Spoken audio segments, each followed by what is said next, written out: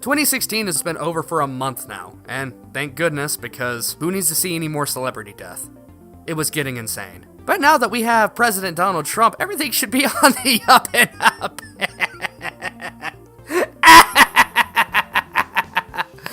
Oh, we are so gonna die. Anyway, in the gaming space, 2016 was a little bit polarizing for a few, with some massive disappointments that came out. Oh, Scott! Oh, man, Scott! Oh, Sean Murray, the liar! Excuse me. For all the disappointment that 2016 brought, it brought some amazing characters to the forefront. That all being said, I'm TJ, aka Graded Binky, with NerdMake's top 10 video game characters of 2016.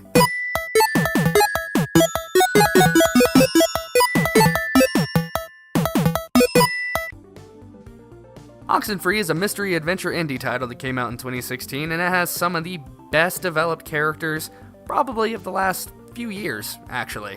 The most developed of these characters, though, is Alex. Considering you control her, you define her actions. They're very human, and they're very real feeling. They come from a real place. Trust us, if Oxenfree is on this list, for any reason, that gives you a reason to go out and buy it. Alright folks, time for a hypothetical. What do you do if you go to a war zone? Say, Vietnam. Then, you come back from Nam. You're bigger, you're stronger, but you have seen some shit that will turn you white. All Ernie Hudson jokes aside, that's Lincoln Clay. Unfortunately for Lincoln, when he got home, not only did he return from a hellish war zone, but his family was murdered in front of his face and he was left for dead. Not the greatest of welcome home parties, if you ask me. I was expecting streamers, a few balloons, maybe a little cake and ice cream. Ah, cake and ice cream. Anyway, Lincoln Clay from Mafia III is on a vengeance-fueled rampage, and nothing's gonna stand in his way. It's up to you, a few other mobsters, and a ton of guns to bring down the dumb some bitches who brought down Lincoln's family. Now, regardless of how you feel about the monotonous gameplay, you have to admit the voice acting, motion acting, and cutscenes all work together to bring something of a technical marvel to the table. Plus, let's be fair, it makes you feel for the characters. But Lincoln certainly takes the top spot, at least for Mafia 3. Sorry, Vito. When Dishonored came out, it was a bit of a gamble for Arcane Studios and Bethesda, but we came to love the characters, we came to love the gameplay, and most of all, we became really creeped out by our number 8 spot. Emily Caldwin is now a far cry from that little girl that she was in Dishonored 1. Now sitting as Empress on the throne, someone has come back to take the throne from her, usurp it, and then spread her influence across the land. Unfortunately for her, you pretty much got things under control. Going into the underbellies of the city, you will arise and take back your place as Empress, with unlimited power. All kidding aside, Dishonored 2 has some of the most varied gameplay of all the games in 2016. But there's a personal journey for Emily Caldwin, where she actually sees all the struggles that the lower classes have to put up with. It puts things into perspective for her, where there really was no perspective. And that's why this personal journey has gotten her the number 8 spot. If you haven't checked out Titanfall 2 yet, go do it. It's one of the most underrated first-person shooters of 2016. What reasons should you pick this up, may you ask? Well, you get to pilot a mech, and you get to shoot a big gun at other people who are driving other mechs. Also, every single improvement that people wanted from Titanfall 1 are here, and they're actually accounted for in this game, which is rare for people to do in a sequel these days, which is sad. But they gave us customizable Titans, a customizable human player, and they gave us a full campaign. And that's where BT-7274, your mech in Titanfall 2, comes into play. If you've seen Rogue One and you love the robot, K2, you're going to love BT-7274. In Titanfall 2's campaign mode, not only do you get to pilot him, but he shows he has even drier humor than that of K2's. And this has nothing to do with anything, but Alan Tudyk, he should win an award for being probably some of the best robots in film history, and just being a cool guy. And a chicken. He went to Juilliard. Fun fact. But that's number 7. Okay, let's get this out of the way by saying that in terms of competitive nature and pure addictiveness, Overwatch is probably the best game of 2016. If this list were solely up to me, I would have probably put on Junkrat, because I find him to be a much more fun-loving and enduring character. But we have to choose one because putting the whole cast would be cheating, now wouldn't it? I'll answer that with a yes. And though Junkrat is not on this list, the embodiment of everything Overwatch is on the list. And that, my friends, is Tracer. In terms of industry standards, she got everyone's head turned in the direction of Blizzard when they said that they would have a first-person shooter. Now, Tracer not only turned heads for the industry, but she turned heads in terms of the community. As soon as they announced that Tracer was officially part of the LGBTQ community, wow, that was a mouthful, every single man worth his salt that played the game that harbored secret fantasies got really mad and butthurt. But hey, we're not complaining. Tracer's still awesome.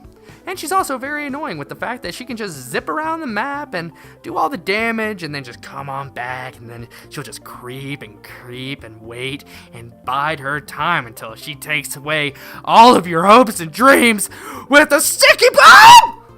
Okay. Almost lost my cool there. Real talk, I loved Firewatch.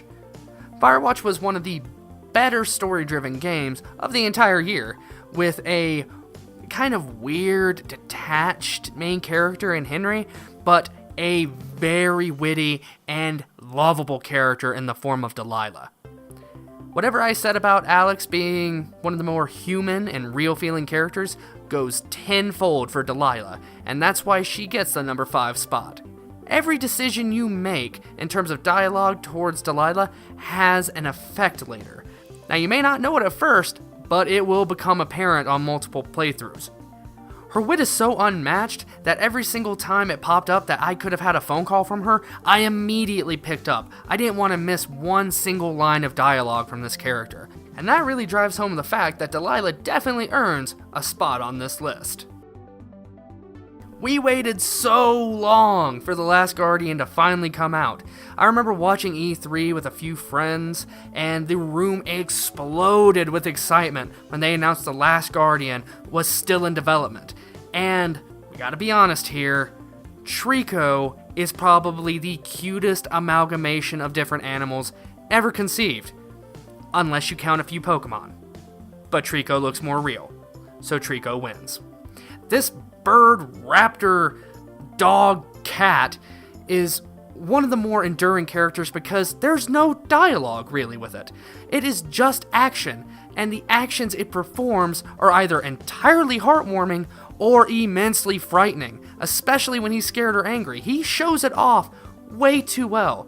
A ton of love went into the character design for Treecko, and a ton more love went into the insinuations of his animations and how they all fit together. There's no doubt in our mind that Treecko is one of the most lovable creatures in the gaming space, probably right next to Yoshi. Just put it right next to Yoshi, just right there. Left Treecko, right Yoshi. Little heart, ugly babies. That's number 4. Uncharted has been a total cash cow for Sony, and pretty much knocked Tomb Raider off its horse for a long while, and took all of its money and just sat on a throne constructed of it. That being said, Nathan Drake has always been there to give us that thrilling adventure, that Indiana Jones-esque adventure, but voiced by Nolan North, so just a teensy bit more cool, just a little bit more cool. What happens when Nathan Drake's long-lost brother comes back for the thrill of just one more adventure? That's exactly what we get with Sam Drake, our number 3 pick.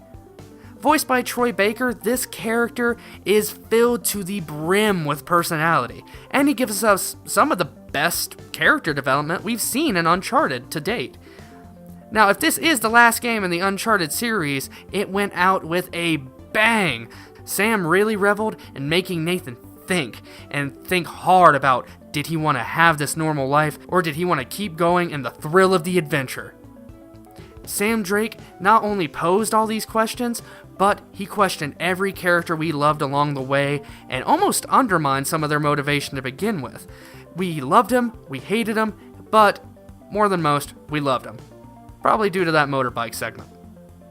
He's so good.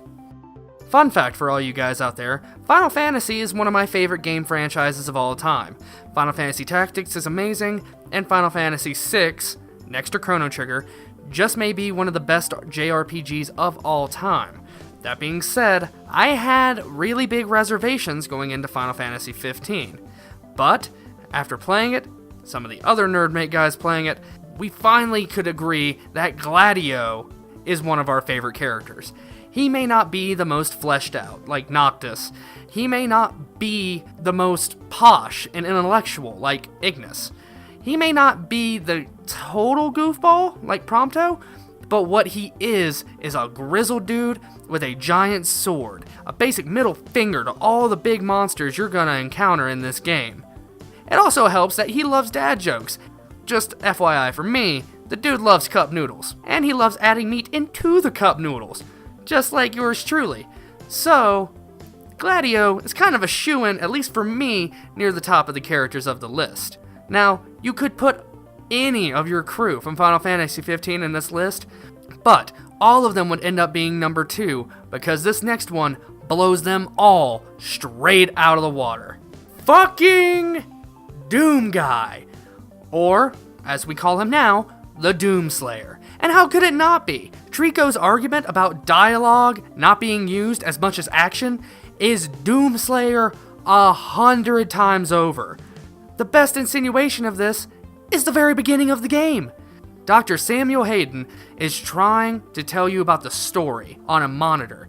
Doomslayer decides he ain't got time for that, takes it and throws it right out of the way. He is the player incarnate. When we play Doom, we know we're not wanting any story. We don't need anything complex.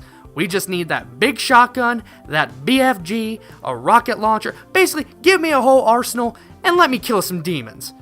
No dialogue, just out of my way, I'ma fuck this thing up. Alright guys, that's it for this top 10, but make sure to leave us a comment below. Let us know who you would have wanted to see in the top 10. Also, FYI, there's a subscribe button right down there, and a like button. Give us one or the other. Either one helps the channel grow. You can follow NerdMake at twitter.com/NerdMake. You can also follow them on Facebook at facebook.com/NerdMake. And you can hit me up a little on social media at twitter.com/GradedPinky. That's all going to be in the description below, though, guys. As always, I'm TJ from NerdMake, bringing it to you real, bringing it to you hard. And deuces, fam!